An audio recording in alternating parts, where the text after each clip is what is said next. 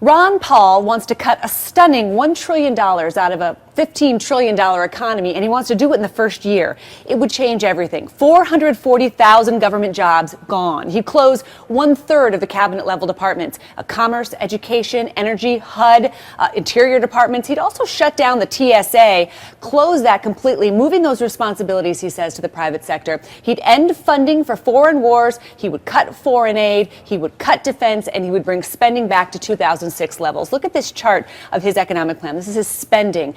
It shows spending dropping off a cliff. Look at that compared with the president's proposals. That drop off would no doubt be felt by everyone. He also wants to reform, not even reform, end the Federal Reserve. He says the Fed is distorting the value of the dollar. He says the Fed printing money to respond to the financial crisis is making the dollar worthless and will cause dangerous inflation. He'd kill what he calls Obamacare, and he wants to repeal financial market regulations. Now, on taxes, Ron Paul doesn't believe the government should have your money. He would extend the Bush tax cuts. He would end the capital gains tax. He says that punishes you for success. He would end taxes on tips. He says it's really important for working people and for students not to pay taxes on their tips. He says it's immoral to tax seniors for Social Security benefits, and he would lower the corporate tax rate to 15%.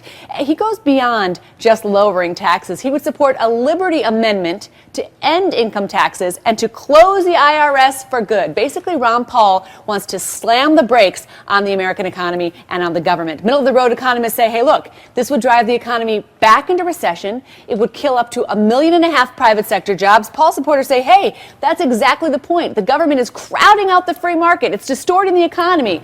It's just what America needs, the jolt America needs. Christine Romans, CNN, Atlanta.